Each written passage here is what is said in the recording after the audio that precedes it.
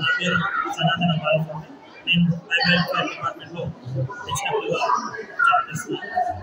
మా జిల్లా అధికారి అయినటువంటి చంద్రు నాయక్ సార్ యొక్క ఆధ్వర్యంలో జిల్లాలో ఉన్నటువంటి ఆశ్రమ పాఠశాలలు, హాస్టళ్ళు మరియు బెస్ట్ కమ్యూనికేషన్కి సంబంధించినటువంటి 10వ తరగతి విద్యార్థులకు ప్రేరణ మరియు అవగాహన సదస్సును ఈ యొక్క భవనంలో ఏర్పాటు చేయడం జరిగినది.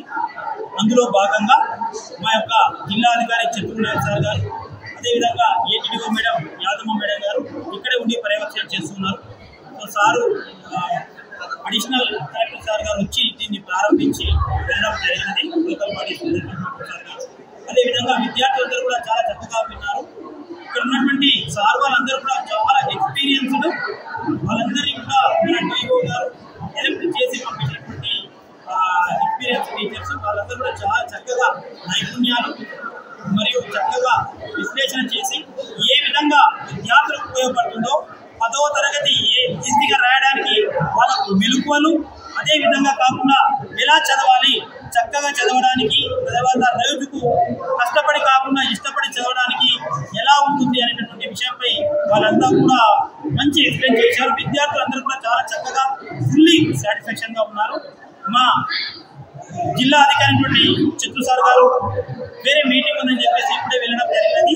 సో కావున ఈ యొక్క ప్రేరణ తరగతులు అనేటటువంటివి విద్యార్థులకు ఖచ్చితంగా ఎంతగానో ఉపయోగపడి వారి యొక్క భవిష్యత్తుకు ఇది పునాది అవుతుందని చెప్పేసి ఈ యొక్క ప్రేరణ మరియు శిక్షణ తరగతుల అవగాహన శిబిరం నుంచి తెలపడం జరుగుతుంది. అదేవిధంగా కాకుండా విద్యార్థులకు ఇప్పుడు లంచ్ టైం ఉంటుంది, తర్వాత మళ్ళీ లంచ్ తర్వాత మళ్ళీ క్లాసులు కొనసాగుతాయి, అటు తర్వాత మళ్ళీ స్నాక్స్ ఉంటుంది విద్యార్థులకు.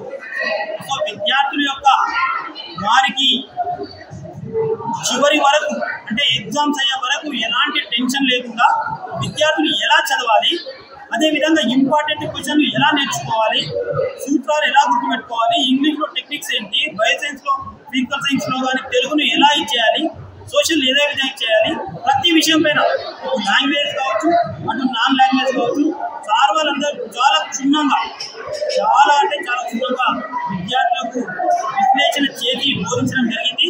విద్యార్థులందరూ కూడా వారి యొక్క మనోభావాలను అడిగి తెచ్చుకుంటే చాలా చక్కగా విశ్లేషించారు అని చెప్పారు. దాదాపు ఒక 150 నుంచి 200 మంది విద్యార్థులు ఇక్కడ చేరుకోవడం జరిగింది. ఇక్కడ గర్ల్స్ మరియు బాయ్స్ అందరూ కూడా ఇక్కడ ఒకే దగ్గరికి, జిల్లాలో ఉన్నటువంటి నలుమూలల ప్రాంతం నుంచి ఒకే దగ్గరికి ఇక్కడికి ఈ అంబేద్కర్ కళాభవన్ రావడం అనేటువంటి ప్రేరణ తరగతులకు ఇక్కడ ఉన్నటువంటి సార్ వాళ్ళందరూ కూడా విషయ నిపుణులు.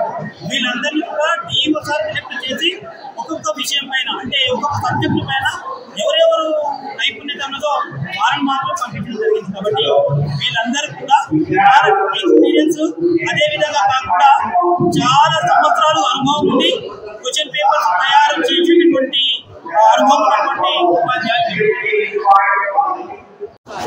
ఎన్పి సుబ్బారెడ్డి సెంట్రల్ స్కూల్ నుంచి క్లాసెస్ వినడానికి వచ్చామండి. ఇక్కడ క్లాసెస్ అన్ని చాలా బాగా చెప్తున్నారు. సార్ వాళ్ళు ఎక్స్ప్లెయిన్ చేసేది కూడా మాకు చాలా బాగా ఎక్స్ప్లెయిన్ అవుతున్నాయి.